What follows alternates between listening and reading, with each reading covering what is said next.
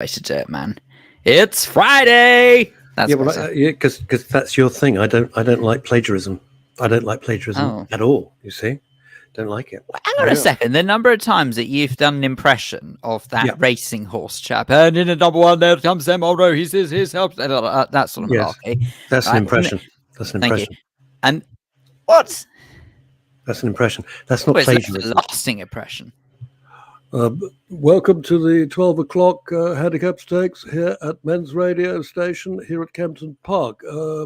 I'm just going down to the start. There is Phil Dave out of Ray and Linda from the Scobie Breesley. Please, do you mind? That's what they say. That's what they always say. They always say that. Yeah, but they don't mean in so much they're given birth as a euphemism. They do. No, they do. Out of. That's what they mean when they go, Phil Dave out of, Nicholas and Red Rum, and they do that. That's how they used to do it. Oh, now you're accusing me of bestiality. Unbelievable. No, I'm not, for goodness sake. What's the matter with you today? Are you wearing a scarf? Please tell me you're not wearing a scarf. I'm not wearing a scarf. It's the lining of my jacket. Look, Isn't it nice? It's very nice. Thank you. I've got to tell you something, right? So yesterday, I had a meeting with Stephen Smith. It's a little something we're trying to put together for the radio, and which I think you'll enjoy. Oh my God, look at this. Good morning from Texas. Yeehaw. Howdy.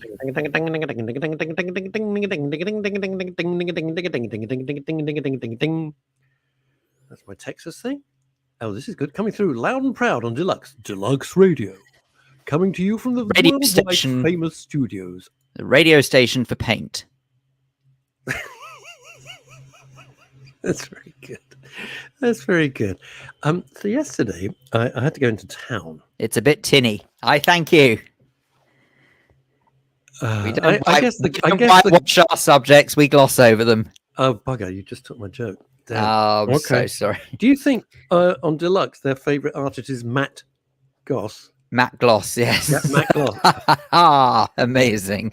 It's incredible. Unbelievable. Who would have thought? Right, anyway. Right, that's a fine finish. That's a what? Thank you. That's the best way to finish. Yeah, that is. Thank you. Roller on. Have you been skirting around the issue? Come on. It's the coving pandemic. Oh yeah, that's very good as well. Thanks. Now, I had to go to town, right? I had to go to town, and so I took the bus. You seem very on edge. I don't get that. It's like never mind. Okay. Oh God, Lloyd Beanie walking on eggshell blues.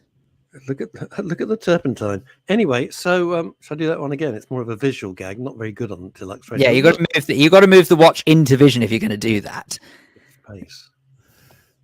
Saving face. Look at the. I can't be arsed now. I know what makes you tick. Stop. Every second counts. Goodness. God. Every second counts. Right. Francine Warner, the queen of Mill Hill. Gorgeous men. Fran, please go to Specsavers. We're going to have to rename. It's Rolex Radio.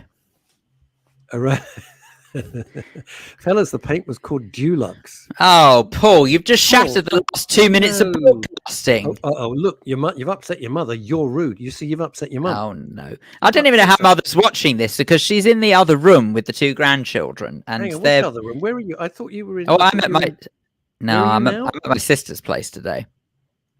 You've already sold your flat, haven't you? You've already rented it out. Well, the profit was too good to resist. A week ago. Yeah, this is a message to Francine from Lloyd Raymond Beanie, which is this. I lost it. I can recommend a good optician. Didn't see that coming. Yeah. Is it better with one or two? With one or two? I don't know. Could you take your hand off my face? I could let you know. Hips. I love the way that she's getting involved. Hips. Right. Can we just move on? So I had to go into town for a meeting into Soho. And why didn't you get on with the story? You're taking forever. It's been a very long week. And so yesterday it'd been raining a bit in the morning. All right. I mean, it wasn't like the end of the world. It'd been raining. So I put a brolly into my bag. Okay. And set off just wearing jeans and a shirt, no jacket, because it was very, very warm, very muggy, very close. Okay. Especially because I knew I was on buses and tubes. Yeah, and if you had an umbrella, at least you were covered. So. Yeah, that's not actually a joke. That's just a fact. Yeah. Anyway, God, I've never seen you in profile before. That's quite strange. Yeah, okay.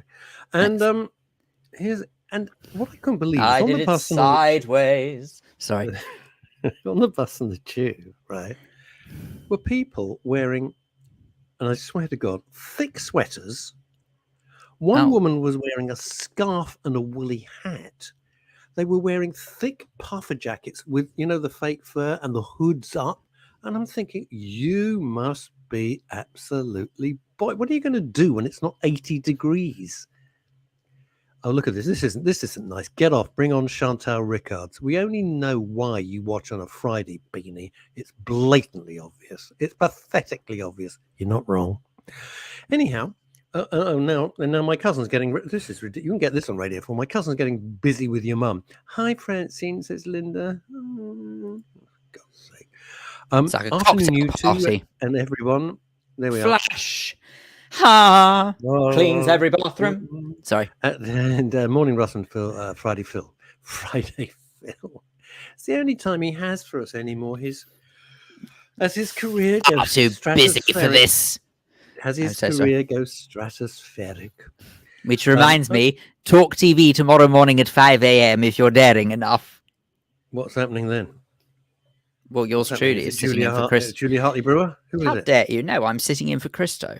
Me, I am. You? Me, I know. It's unbelievable. They let me loose. Hang on, sorry.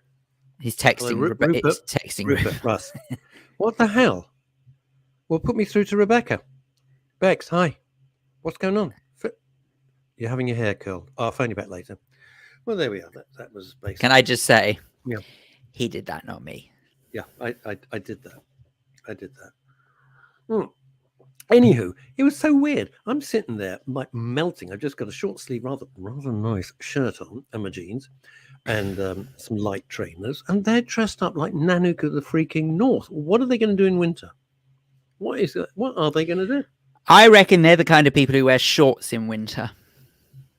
No, that's north. That's not up north. You ever been to Blackpool in December? They all do that. Have you ever noticed it? It's very strange, actually. So the way that people, it's almost like it's a sort of a ritual. You have to sort of brace yourself for the winter by wearing shorts. Really? I know. When we were touring, we'd go everywhere, and Blackpool in December, right? So we'd be wearing hats. I mean, it's freezing because the wind was coming off the sea. It was bloody cold, and all the girls are wearing like a belt, which passes as a dress, and the blokes are just like shirts. Right, and all hanging about, not a coat, not a jacket, nothing. I don't understand it. It's incredible. They're just well hard. It was just very odd. It was just very odd to. And then I mentioned this. Explain this to me, Phil, Dave. Of apparently no fixed abode because you're at your sister's. Did she know you were coming round or what? I snuck in through the window. She doesn't even know I'm here. No, she doesn't even know. How would she know? Well, I'm just trying to save on the electricity. It's quite expensive now. Is it? Who thought? And somebody on Facebook just immediately started talking about illegal immigrants. And oh my God. And I said, I'm not. There's a mouse in here. Is this a joke or is there literally a mouse? No, seriously, there's a mouse in here. Oh, for Christ's sake. What's the matter with you?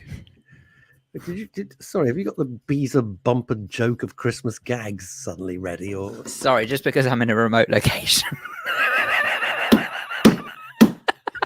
Yeah, that's a joke that goes really well on deluxe radio when they're just listening to this. I'm so sorry, I'm hilarious. Yeah, and you are your best audience, and there's no two ways about it. Look at this. You gotta laugh. Oh dear. Anyway, I'm so sorry. I'll try not to be so funny now. You're happy. Try not to be quite so full of hilarity. Thanks. Anyhow, I've forgotten where I was. Yes, so I said I don't quite understand your logic here. I'm talking about people dressing up on the bus and the tube like it's freezing cold and it's boiling because it just did a bit of rain in the morning, and suddenly you're going on about dinghies and illegal immigrants and hotels. I thought I don't follow it at all. Don't follow it at all. Right, I did a post today. Is there really no, Linda? It was a joke.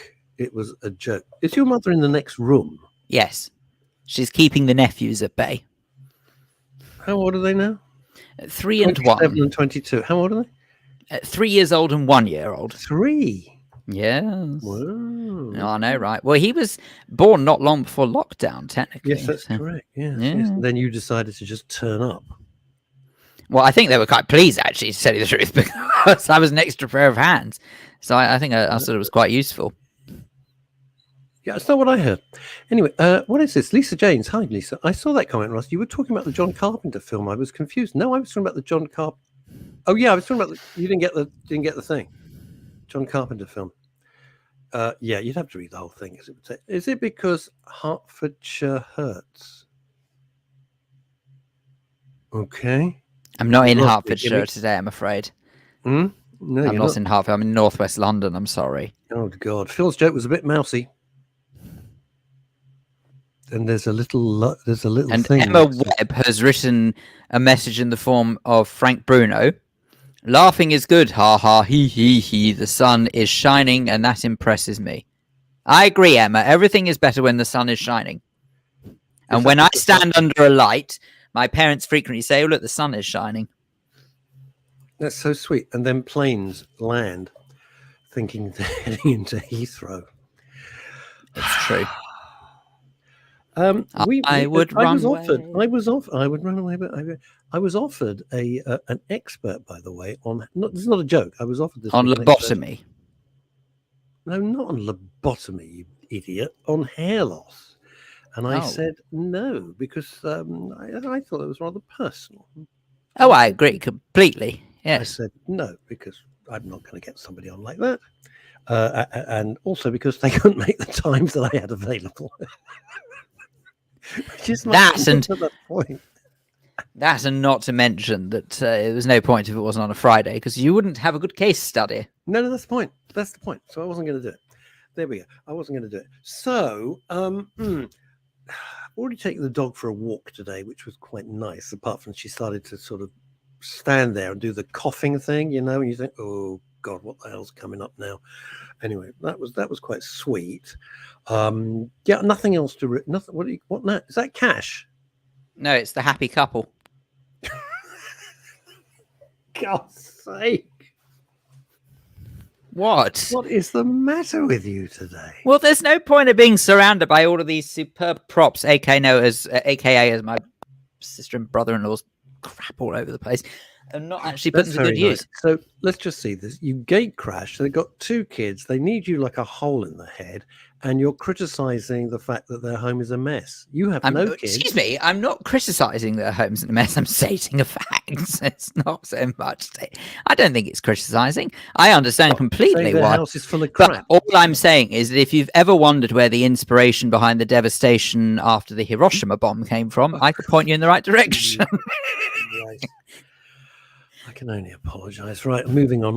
I'm not even gonna acknowledge that last comment. Hello? It's an iPhone. Jesus. God damn. Tim Vine meets Tommy Cooper in the form of Phil Dave. Now Lisa James says that Lisa James says this. You were talking about the film They Live, which was John Carpenter 1988, starring Rowdy Roddy Piper, and said how people were dressed on public transport in the heat. Then that chap started talking about the boat people. I know. I didn't get it at all.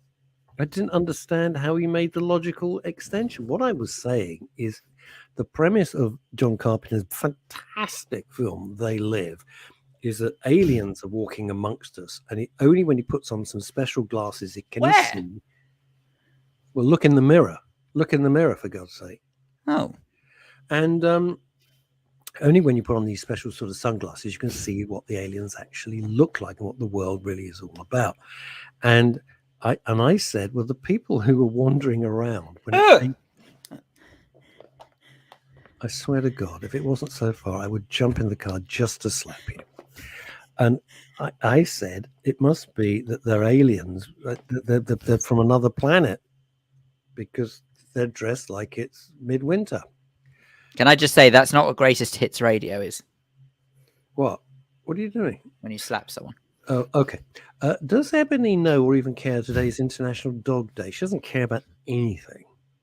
She's getting grumpier. And Monty and Carlo have gone away to celebrate it, though. where have they gone? What do you mean they've gone away? Oh, no, they've gone on holiday. Who with? Don't know. Just What they've do you left a mean note. They've left a note. What, Yeah, they it's very pack a little strange. bag, or they pack Yeah. a little? Oh, yeah, they overnight just bag, or- took themselves off. I don't know where they've gone. Maybe Did they- barking or something. Maybe, but did they take like a big case, overnight case, flight case? What did they take? Oh, who knows? Well, okay. Little doggy bag, perhaps. Little dog. Jesus, God Almighty! Do you know what worries me? If I keep going, you'll you'll collar me. I tell you what worries me, and this really disturbs me about the men's radio station Daily Show audience. Right, we have been talking complete rollicks for 16 minutes. Right, we have record numbers watching, and when I bring on really intelligent, proper guests, It's we true. don't get these. We don't No. get these numbers. It's just ridiculous. I'm killing myself here to try and bring some sort of light onto mental health and well-being. And Phil and I on a Friday decided just to arse about, and we get record numbers of viewers and listeners. It's extraordinary. Even on Deluxe Radio, by the way. Even on Deluxe Radio. Hello, if you're listening on Deluxe. Yes, all, and I'll be honest with you, I thought the old Wimble, the Grand Fromage, was spinning me a little bit of a wag by saying there's 70,000 people watching and listening, listening. And then, after much No, he sent a table through. It was quite extraordinary, really. yeah, and Yeah, I think it was a flat pack one from IKEA. oh, for But God's it sent a table through, and once we finished assembling it, you could see very clearly the figures were quite bizarre.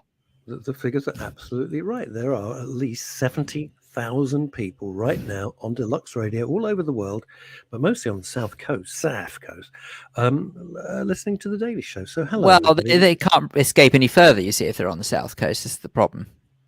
Well, they could just borrow the dinghy. It takes some of the dinghies back to France or Go something. back to France and have a holiday, couldn't they? Yeah. Azadon Brown, happy Friday. You'd have a better everyone. chance of getting into France that way. You don't need as much paperwork. Well, you just want, presumably, you could just.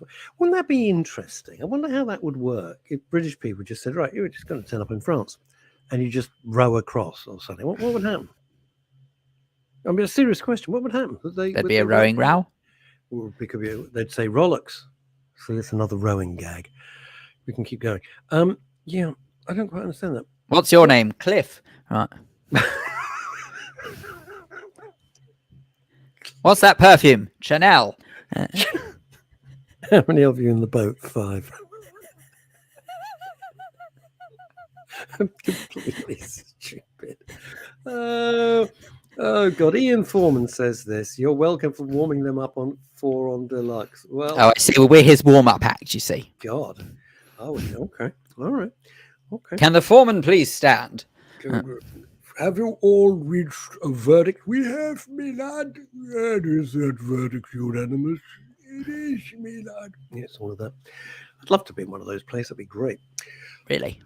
I was informed yesterday when I got the phone call. So you know, the phone call you dread. It's like, so. Oh, sorry. Wrong way round. Ian's on before us. Sorry, Ian. Yeah, you see, you've made another enemy in the business. I'm not very good with remembering schedules You're not. because I have a lot of schedules to remember. Yeah, but that is kind of your job. That's kind of what you do. Oops. Yeah, precisely so. If you're watching and listening, he's pulling a face. Now, I completely bloody forgot when I was. You see, you've ruined my chain of thought. I had something brilliant. Oh, I knew it'd be my Decisive. fault somehow. That's all your fault. Oh yes, the phone goes, and I hear Oh, yes. the phrase that nobody wants to hear. So, what are we doing for the bank holiday weekend? I'm like, what? Oh, I thought it was. Have you had an accident recently that wasn't your fault? No, I get that. Yes, I found somebody from an ambulance chasing lawyers company. I went around and punched him in the face. No, I That tell was you, the the best accident that I response to ever give to that, if you've never heard anything like it, is brilliant. I tried to see how long I could string out one of these conversations for, and one person, don't know who the heck they were, where they were calling from, but they were calling from somewhere, and they said, hello, this is such and such calling from wherever this company was. Have you been involved in an accident? No, I'm calling about a car accident that you were recently involved in Oh, yeah, I love that that. wasn't your fault. Yeah. And I said, "Oh yes, it was absolutely terrible." They said, "Can you tell us what happened?" I said, "I was decapitated." So, and there's an element of confusion the other end of the phone, right? Okay. So when was this, sir? I said, "Oh, it was a couple of weeks ago. I'm so happy you called. I was beginning to lose my head over it." And so this, and honestly, dragged this out. I'm not joking. About 5 minutes with all of these shocking references. Serious? And I said, "But don't worry, I've managed to find a temporary solution. I just wear my hat on my neck." And they genuinely, I don't know what idiots they have employed in these flipping call centers, strung it out for 5 minutes before they said, "Are you being serious?" I said, "I'm talking to you. How the heck am I being serious? Of course I wasn't decapitated. Now leave me alone." And I hung up. But I thought, for God's sake, how daft do you have to be? It is incredible. It is incredible. You really can. Somebody else did a whole. I can't do it. Oh, that was the other thing. I said I've had a terrible headache ever since. So now, Elizabeth Green, who normally lives in Manhattan, USA, New York, is still in Turkey. Oh, I have no idea. I like Turkey. Whereabouts are you, Elizabeth? I like Turkey. You're in, and my favourite is Antalya region. That's nice. I've never been. It's so nice. I love Turkey. It gets a I very would bad go. rap. I just don't want. I would go. I just don't want to support the Erdogan regime. Seriously, there's so many other places to go, and I don't need to support him or give him my hard-earned what's left of my money, which is, for God's sake, how are we going to get through this heating thing? How are we going to get this heating light? How the hell are we going to get through this? Near Gojek, apparently. Where's Gojek? Well, I don't know. It's near Gojek. I don't know. What do I know about Turkey? I don't know where that is. Sorry. Asa says, "Oh no, Phil, you ought to consider a stand-up show. I love your humour." Well, Asa, you're very kind, sir. Jesus. I don't completely like standing up, but I appreciate the thought.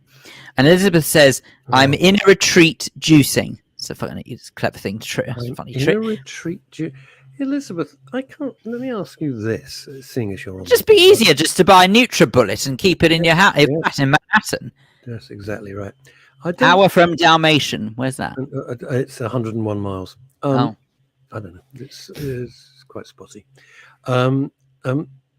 Elizabeth, I don't understand this thing that you've dragged off to Turkey to just drink juice. Why can't you just drink juice at home? And how can drinking juice for weeks possibly be a good thing?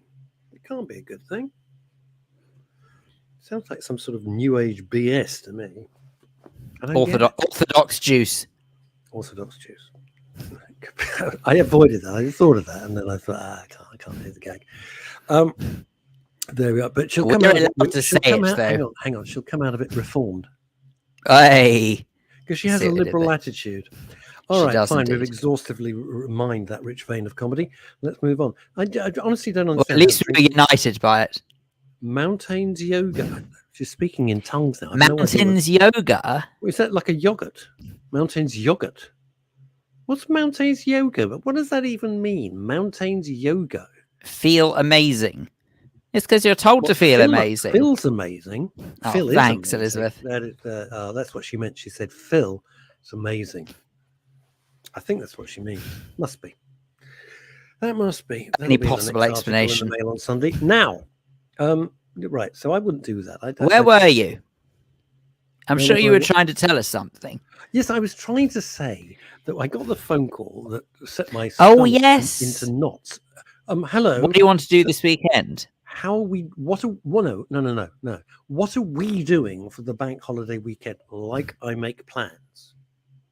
My plan is, maybe walking out to the bathroom, maybe coming back. Maybe, I think as far as head, I'll make another espresso. I'll come back to work. That's kind of it. That is my plans. So I said, "What do you mean bank holiday weekend?" Well, Monday. You can understand why you're so exhausted now, can't you? I'm knackered. So that's a full diary's worth. I have to check my diary as well. Is it time for a coffee? Yeah. So, yeah. So I said, "What do you mean bank holiday?" Well, Monday's a bank holiday. Oh, okay. What have we got planned? I said, "Well, I'll let you know," which means I haven't a clue. Don't know. You doing something special? Now, you got any more bright ideas? Yeah, I have.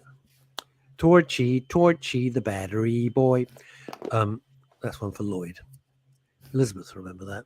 Torchy, the battery boy.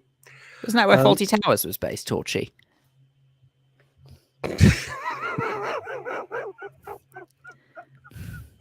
God. No, that's what Elizabeth's doing up a mountain, Torchy. She's climbing mountains doing yoga. How can you do both at the same time? What the hell? I don't know what's the matter with this. Is a sign of a retreat, if ever I heard it. You're up a mountain doing Tai Chi, drinking chai tea. Yeah, this is it. And can we have some sanity, for God's sake?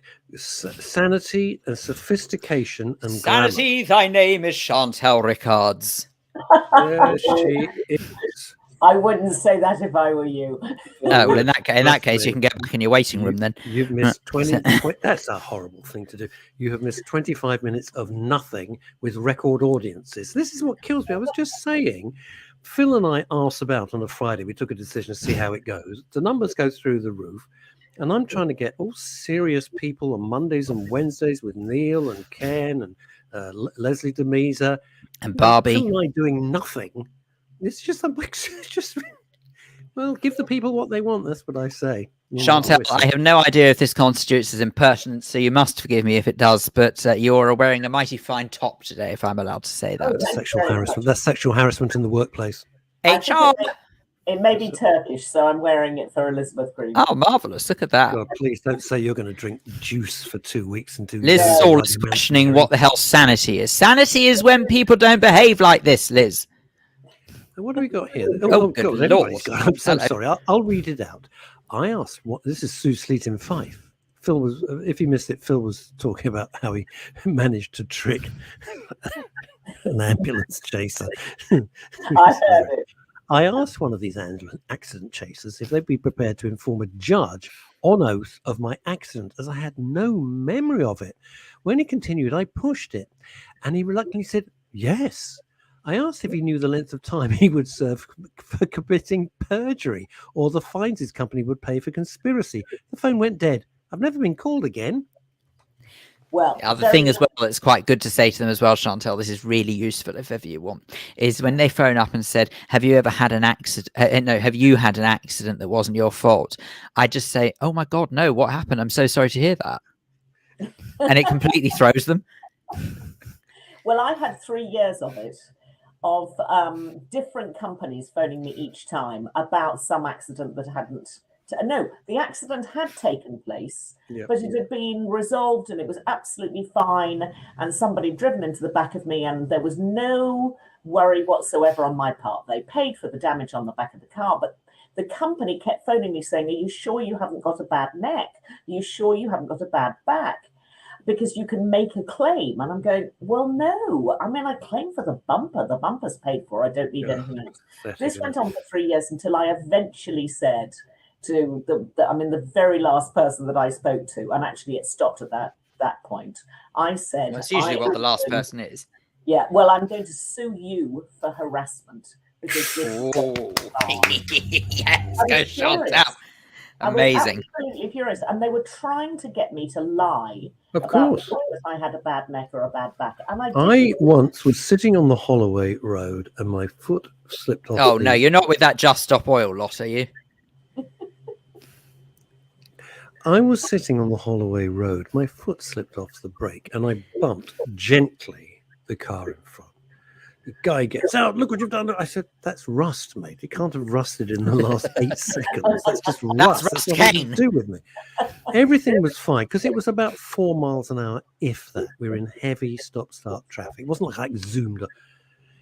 3 years later, I still couldn't get rid of this guy. And it went to a full day in court.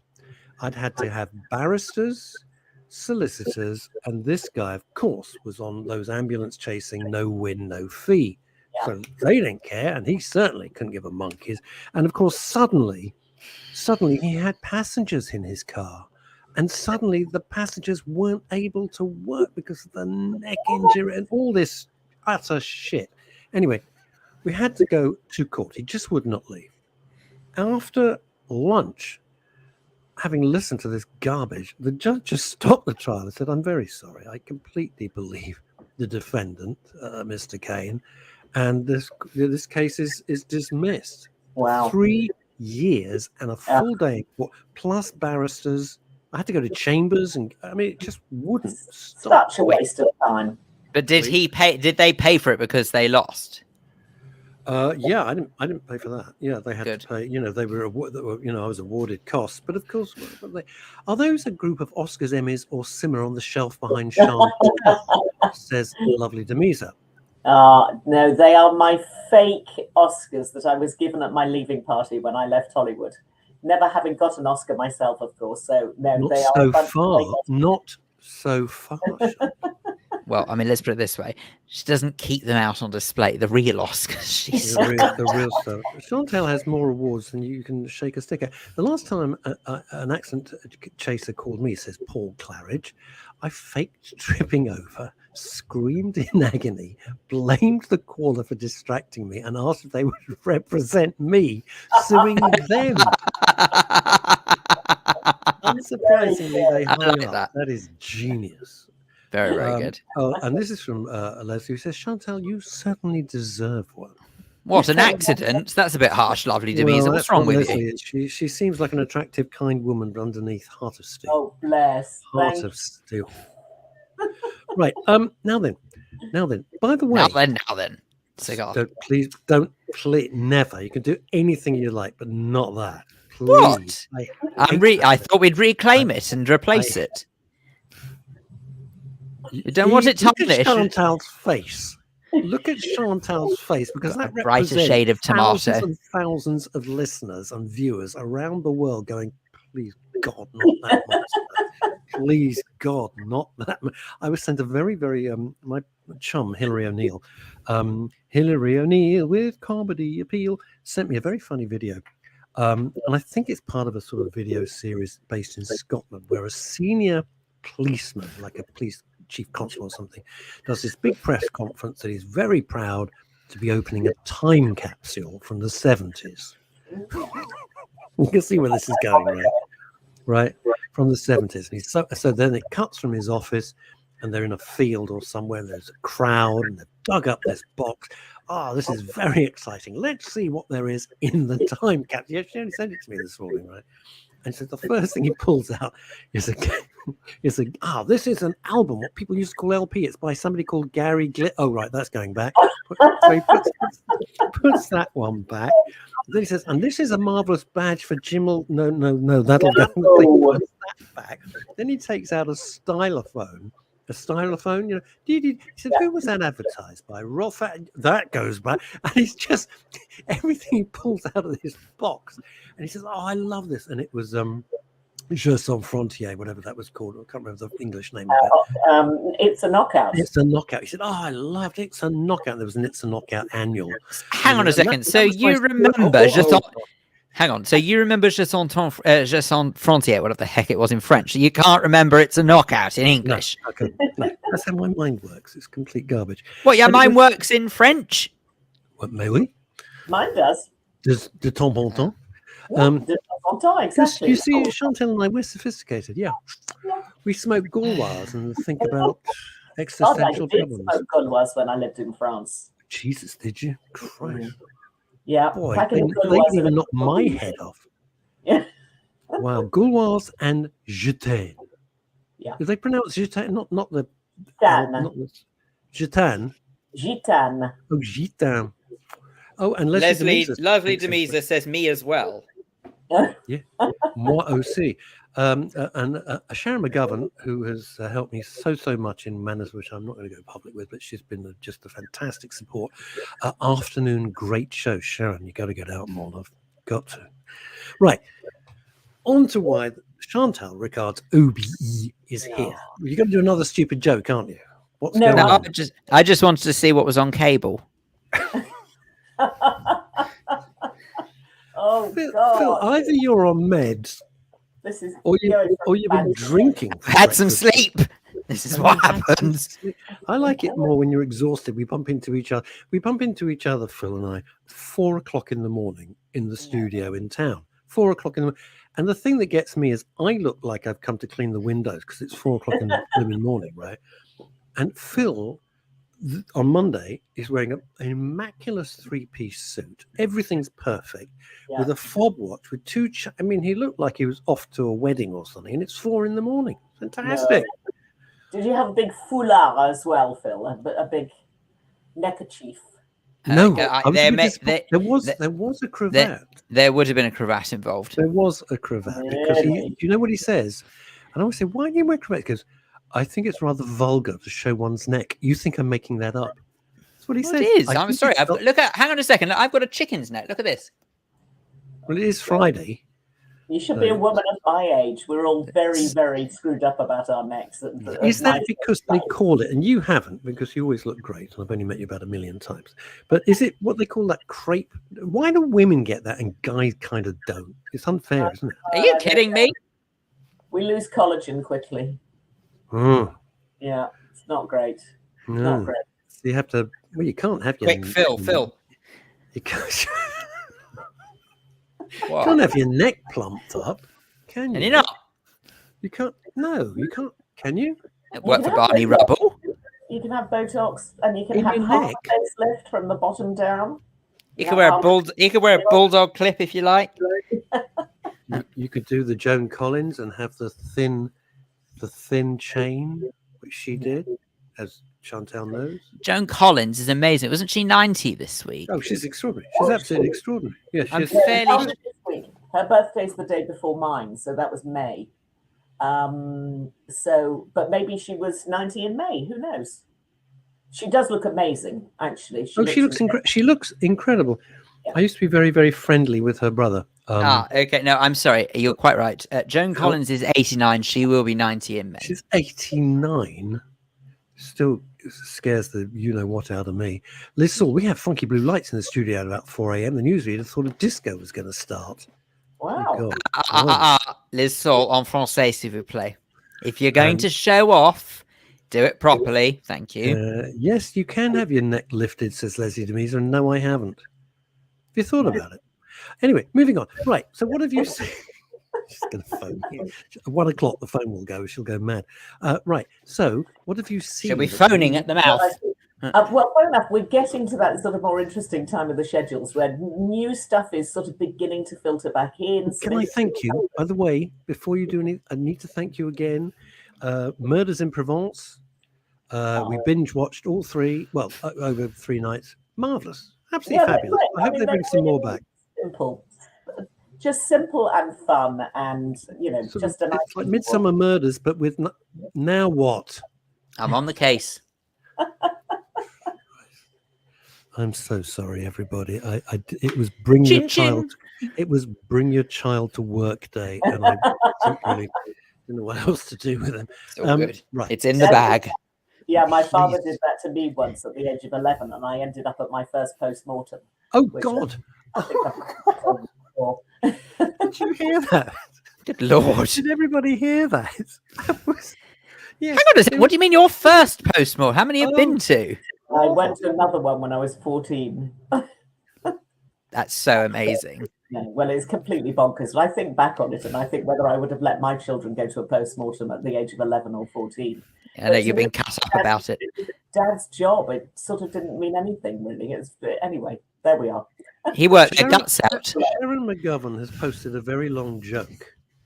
And Phil, before Chantal goes into this, go on, just read the joke out. I'm going to put it up on the screen so everyone can read along. But Phil will read it out for everyone on Deluxe Radio. Well, I think but I think you missed a trick there, because I think it's fair to say that Chantal's father worked their guts out. Anyway, Sharon McGovern. For God's sake, would you stop? What? Sharon McGovern said, well, if you hadn't talked over it the first time I said it, I wouldn't have repeated it. Right. Sharon McGovern said, lol times 7 men to 1 woman. Oh, right. Lol times 7 men to 1 woman hanging from a rope under a helicopter 2,000 feet above the ground. One man says, look, one of us has to go. The rope will not hold us all. After a few minutes of listening to the men arguing, the woman speaks. I will, as a woman, tell you, I I will tell you, I sacrifice many things. Please use some commas, Sharon. Right, I will, as a woman, tell you, I sacrifice many things in my life for my children, my husband, and my family. And as a selfless woman, I am used to sacrificing to save you all. I will let go. All the men clapped. Very clever. That's I like very her good. style. That is, yeah. Right. Okay. Oh, les What sauts. D'accord, monsieur. please, let Chantal. Nous avons de l'humeur bleu dans le studio. Où la télé, I can't say the rest of that. What's it? Le lecteur de nouvelles pensant qu'il y avait une discothèque. Qui comme. Commencer. Yeah, whatever that is. Is she saying? It's all Greek to me. Absolutely, sir. We have blue lights in the studio. I don't know what I tell you. I can't remember. What that means. Hotel. Le lecteur de nouvelles, the news reader, thinks, pensant, qu'il avait une, there will be a discothèque qui commence that is about to start. O-level French, get Checking me. you out. Right, please. Well, look, bearing in mind that I very proudly only speak English and rubbish, I have no regrets. Right. And my mother now reckons that I regret saying ask in French. Yes, I do, mother, but you didn't need to highlight that. Thank you. Very good for the brain knowing another language. God. Oh, well, that explains an awful lot about me then, doesn't it? God, get me out of here, please. Right, Chantal, what have you got? Okay, so the first thing I saw this week was a sports documentary, and I'm not really a sports fan, but Netflix has sort of cornered the market in good sports documentaries. They had a series last year that came out called Untold, which were 4 individual stories about weird and wonderful things that happen in the sports arena. They've just brought out the second series. And the first episode is a sort of interesting, I mean, the title alone, they're very good on titles because the titles absolutely drag me in from the get-go. So this one is called The Girlfriend Who Doesn't Exist. I don't know if either of you have seen it this week, but it's actually— I can't say that I have. It's on Netflix, you say? It's on Netflix and it's under the Untold banner. And it's about a very, very nice young man called Manti Te'o, who plays college football. And I don't know if you know much about college football, but college football in the States, in some parts of America, is bigger than big American football. It's huge. It's absolutely huge. Gigantic. So you might think that it's a much lesser experience. Is that where those stadiums do that that like really strange noise that they start the things with? No, that's baseball. Was that baseball? Sorry, I don't know what it is.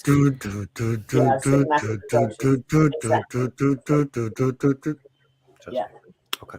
So anyway, this Very is a strange. story about this incredibly nice young man who played for what they call the Fighting Irish, or Notre Dame, or Notre Dame. Notre Dame.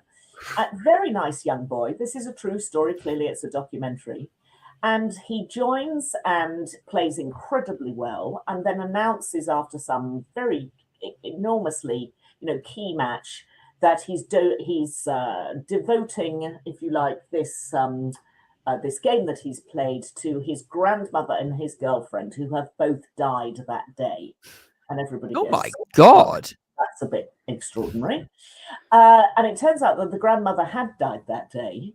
But they then unraveled this mystery about the girlfriend who did not exist.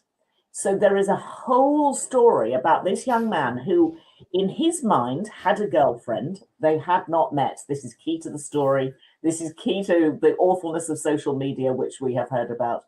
This really is the first example of catfishing, as it's now known, where somebody creates an online persona and tricks another person into thinking that they're having a relationship. And this young man was none the wiser. He even thought that this young girl who he'd met online, who he was going to marry, had been pregnant at one stage and then turned out not to be pregnant. Anyway, the whole story unravels because you get 10 years on, you get the story of the young man, the young footballer, but you also get the story from the other side of the person who was basically creating this online persona and why it happened. and it's really quite fascinating. It's sort of, one of those unputdownable books you have to watch to the end because you have to know how the thing plays out. But Netflix have absolutely got this stuff sussed. There's the big sports background to it. So if you're into sports, there's a whole great big sports story about the young man's career and whether he's going to win the Heisman Trophy, which is the big young college football trophy in America. But it's a great story. It's worth watching. It's in 2 parts. And it's under the Untold banner on Netflix and has just come out and well reviewed by everybody who's watched it. And it certainly kept me watching right through to the end. It's extraordinary. What you were saying about college football, over here we don't have anything like, we don't. It's just, kids at university or whatever, mucking about. But over there, it is a gigantic industry. And of course, some of the college players can go on to play at the NFL. And when I lived in America, I went to the Harvard-Yale annual game. Wow. Wowza. That was something that we traveled to near Boston, I think it was, or wherever the hell it was. It was miles. And this was the biggest deal. And I'm thinking, well, it's, in my head, it's like, well, it's the university. It's like the Oxford-Cambridge boat race. It's quite nice, but it's not a big deal. This was like the final of the World Cup. It was incredible. I mean, it's in the South and the Midwest. It's bigger than the professional American football circuit. I mean, it's astonishing. Not hundreds of thousands, but easily 50,000 people coming along to watch college football, and it's obviously very high level. Can I just point out, Paul Claridge has been busy. I'm not entirely sure what to make of this, so forgive me for a second, but let's... What on earth is that, Paul Claridge? That's the reference from my John Carpenter post earlier this week on my Facebook, which is just that, Russ Kane. They live. So when you put on the special glasses, you see that humans actually look like that because they're aliens. Not all of them, but some of them. And what his name is Russ wearing Vince Fontaine's hair. But anyway. What's that? Vince Fontaine from the Grease film or what have you, or probably a better reference would probably be Johnny Cash's hair. I'm saying that your hair in that particular photo looked a bit like Vince Fontaine. Yeah, look, hang on a second. I don't know what the hell's going on here. What? Chantal has killed herself spending out. I can't see anything. Oh yeah, that's weird. That's weird. Yeah, well, that's not my hair. Definitely, that can't be me. All right, no, he's photoshopped it. Okay, fair enough. Because, all right, yeah, we get it. Yes, I hate you, Phil. I really hate you. I hope your sister wanders in and just punches you. That's what I'm really hoping. Right, what else? It would be great, wouldn't it? Yeah. Now, I know you haven't got Apple TV, but this is actually worth getting Apple TV for. It's a brand new Sharon Horgan, who's a wonderful Irish actress and writer, who did Catastrophe, which was the BBC Two comedy, if you've seen that, about 2 people who get together unexpectedly, have a one-night stand, and she gets pregnant right at the beginning. It's been going for years on BBC Two. It's absolutely fantastic.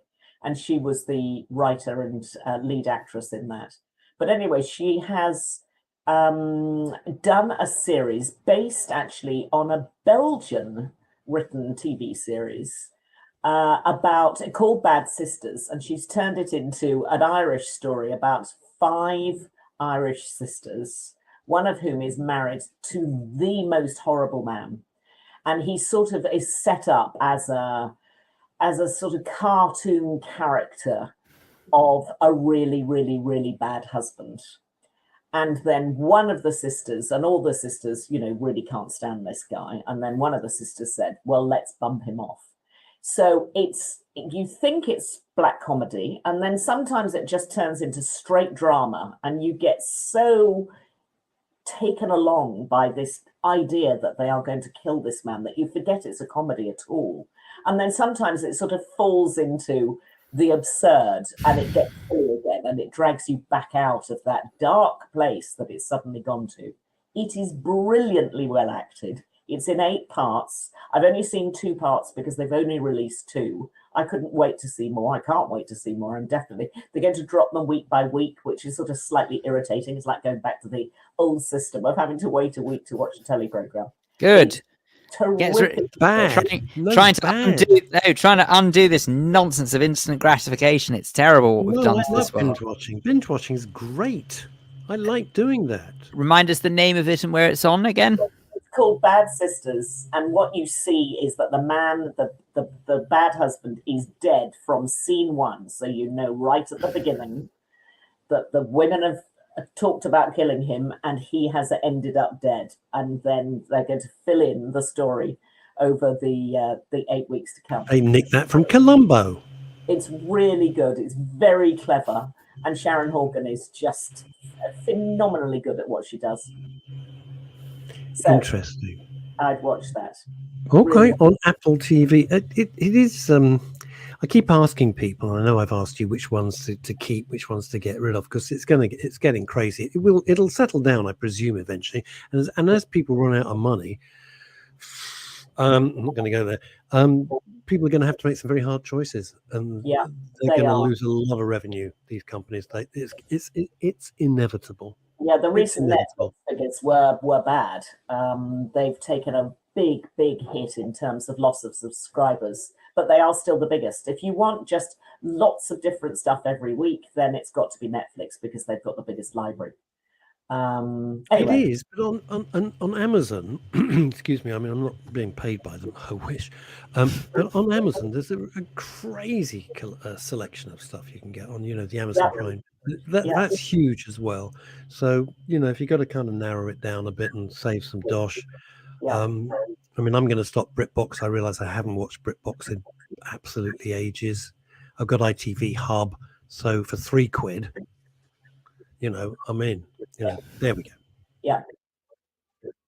Well, also you've got UK TV, which is on most of the TV stations, and that's created by the BBC, and that has got a lot of the old BBC archive on it. Anyway, there we are. And on Now, if you've got Now TV, NOW Now TV, which I've got, that's got about 800 billion gazillion. Yeah, I think we all need to rationalise.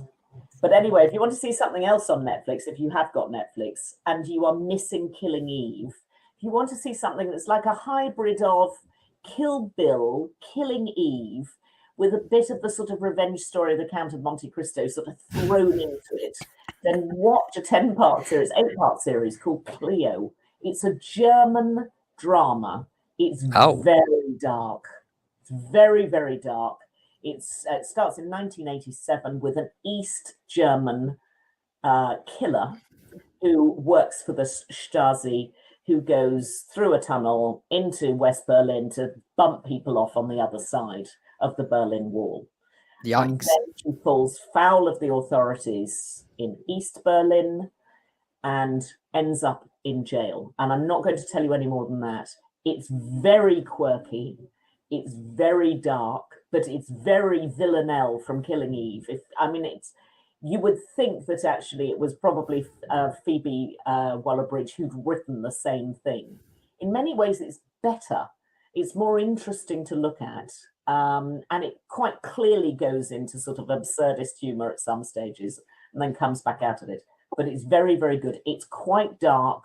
There's quite a lot of violence. It's very much in the vein of Killing Eve. But if you love Killing Eve, and a lot of people did, and it won a lot of awards, of course, then Cleo is absolutely the next series for you. It says an awful lot about society, the fact that so many people loved watching Killing Eve. It's so unbelievably disturbing in so many parts. So sorry. It is. I gave up on Eve. Hang on, before you put that comment up from Beanie, I think you've got to actually sort of go with a bit more context here. Liz Saul has just said, I'm ditching my Sky subscription. I just don't use it much anymore. I mostly watch Netflix or Freeview. Absolutely. Beanie's response, should I ditch Rediffusion? No, that was Thames. Was that Thames? Oh, God. Okay. All right. What was Anglia? Anglia was Trumpet. It was Trumpet, and that kind of little statue of a knight in armour on a horse going. Do you know how that came about? No, I don't actually. This is so British. They set up Anglia TV, which had a budget about 3 and 6. And remember, it was from the sale of the century and all of that sort of stuff. Right. So the bloke who set it up, they said, well, we need Live from Norwich. Lewis came from Norwich. Who the hell gives it? Anyway, so they said, well, we need something to, an ident. And they didn't have money. They said, well, should we get something made? And they said, we haven't got a budget. The bloke, I am not making this up, had this statue in his living room. And I said, well, I swear to God, it's true. I swear, I've read a whole thing about it. And he said, yes, it's true. I just took the statue down. They put it on a little turntable thing, just filmed this little night going around. That became the company logo. It was no more than that. Extraordinary. Isn't that hilarious? Oh, how weird is that? But you say that, but actually it's not far dissimilar from how the ident for BBC, I think it was BBC Two, where they had the globe that spun in a mirror. Yeah. That's exactly how that was. It was a really sort of clever little contraption where they had a box that they'd made that they'd put mirrors around the edges, and they literally spun the globe, and that's what you were watching around the side was the world sort of panning out around it. Have a look at how BBC Two ident globe was made. It is bizarre, and it's just a camera that zoomed right into it. You live, you learn. Right, now this one's a bit of a head scratcher, and I think you studied law, Russ. I did, yes. I did, my lad. Some of the people featured in this programme I'm about to talk about, you've already mentioned. And this is a documentary that was on Channel 4 this week called The Accused, National Treasures on Trial. And it's the documentary about Cliff Richards, Paul Gambaccini, and Neil Fox, known as God. And about how they were accused of misdemeanors and how eventually no charges, there was a charge brought against Neil, but there were no charges brought against the others. But of course, they were named up front. So the documentary is really about, do you name people at the beginning of an accusation? Because of course, the accuser is not named. So even though the subject matter is, and they don't really go into, what the accusations are, but they are all deemed to be unfounded in some way, or certainly not criminal. Am I allowed just to highlight the bonkersness of the justice system in this country for a split second here? Because what you say really, really drives me absolutely around the twist. Because they are happy to name and shame celebrities who have done no wrong, why is it that when someone who is of a certain age, namely and normally under 16, has been convicted of a criminal act, they can't give the name to protect them?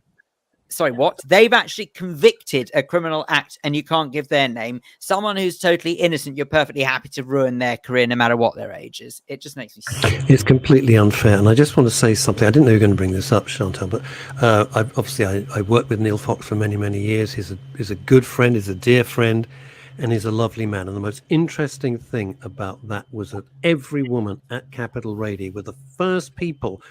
And I think Caroline, we all know, I think Fezza flew in to act as a witness. That's how strongly all the women felt at Capital at this completely, it was outrageous. And the way he was treated by the radio group that he was employed with was nothing short of a disgrace. Yeah. He's a very nice man. He's a very nice man. Yeah. I mean, I don't know him, but what made this interesting for me was that both Paul Gambaccini's husband and Neil Fox's wife were also featured in the documentary. Cliff spoke as well, and obviously Neil Fox spoke and Gambaccini spoke. And they were so impassioned about the fact that they had been named and that they had been dragged through the mud backwards.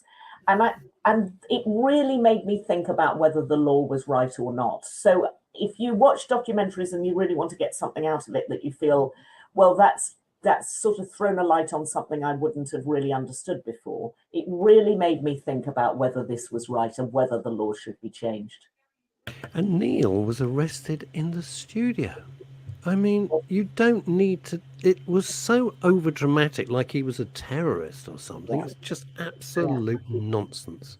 So this was on Channel 4. Just to reiterate. Sorry, Chantal. It's on Channel 4, and it's called The Accused: National Treasures on Trial. It was 2 nights ago on Channel 4. Okay. Thank you, Chantal. Thank you so much. Because that's it. Sorry, flat out of time for another Friday. We wrap up.